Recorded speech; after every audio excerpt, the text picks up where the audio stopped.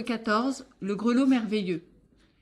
Tristan se réfugia en Galles, sur la terre du noble duc Gilin. Le duc était jeune, puissant, débonnaire, il l'accueillit comme un hôte bienvenu. Pour lui faire honneur et joie, il n'épargna nulle peine, mais ni les aventures ni les fêtes ne purent apaiser l'angoisse de Tristan. Un jour qu'il était assis aux côtés du jeune duc, son cœur était si douloureux qu'il soupirait sans même s'en apercevoir. Le duc, pour adoucir sa peine, commanda d'apporter dans sa chambre privée son jeu favori, qui, par sortilège, aux heures tristes, charmait ses yeux et son cœur. Sur une table recouverte d'une pourpre noble et riche, on plaça son chien, Petit Cru. C'était un chien enchanté. Il venait du duc de l'île d'Avalon. Une fée le lui avait envoyé comme un présent d'amour.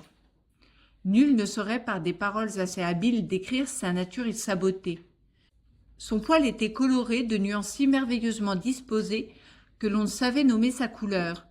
Son encolure semblait d'abord plus blanche que neige, sa croupe plus verte que feuille de trèfle, l'un de ses flancs rouge comme l'écarlate, l'autre jaune comme le safran, son ventre bleu comme le lapis-lazuli, son dos rosé, mais quand on le regardait plus longtemps, toutes ces couleurs dansaient aux yeux et muaient, tour à tour, blanches et vertes, jaunes, bleues, pourprées, sombres ou fraîches.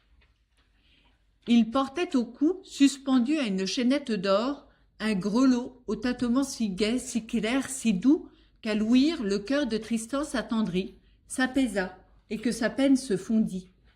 Il ne lui souvint plus de tant de misère endurée pour la reine, car telle était la merveilleuse vertu du grelot. Le cœur, à l'entendre sonner, si doux, si gai, si clair, oubliait toute peine. Et tandis que Tristan, ému par le sortilège, caressait la petite bête enchantée qui lui prenait toute sa main et dont la robe, au toucher de sa main, semblait plus douce qu'une étoffe de samit, il songeait que ce serait là un beau présent pour Iseux. Mais que faire?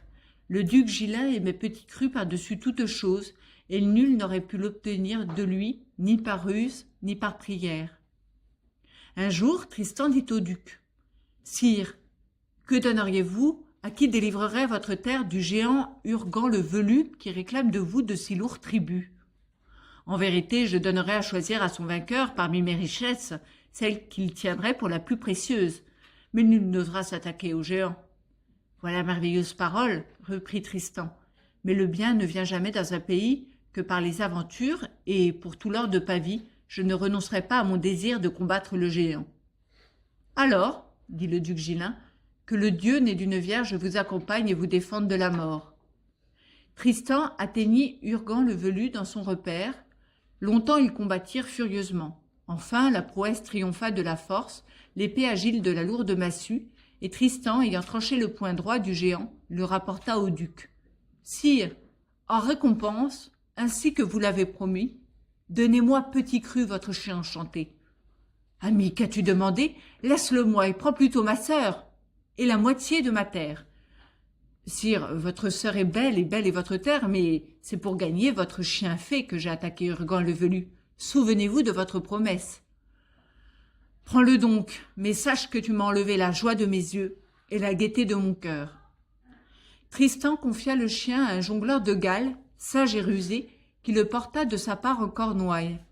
Le jongleur parvint à Tintagel et le remit secrètement à Brangien. La reine s'en réjouit grandement, donna en récompense 10 marcs d'or au jongleur et dit au roi que la reine d'Irlande, sa mère, envoyait ce cher présent. Elle fit ouvrir pour le chien par un orfèvre une niche précieusement incrustée d'or et de pierreries, et partout où elle allait, le portait avec elle en souvenir de son ami. Et chaque fois qu'elle le regardait, tristesse, angoisse, regret s'effaçaient de son cœur. Elle ne comprit pas d'abord la merveille. Si elle trouvait une telle douceur à le contempler, c'était, pensait-elle, parce qu'il venait de Tristan. C'était sans doute la pensée de son ami qui endormait ainsi sa peine. Mais un jour, elle connut que c'était un sortilège et que seul le tintement du grelot charmait son cœur. « Ah, pensa-t-elle, convient-il que je connaisse le réconfort tandis que Tristan est malheureux? Il aurait pu garder ce chien hanté et oublier ainsi toute douleur. Par belle courtoisie, Il a mieux aimé me l'envoyer, donner sa joie et reprendre sa misère. Mais il ne sait pas qu'il en soit ainsi. Tristan, je veux souffrir aussi longtemps que tu souffriras. Elle prit le grelot magique, le fit tinter une dernière fois, le détacha doucement, puis, par la fenêtre ouverte, elle le lança dans la mer.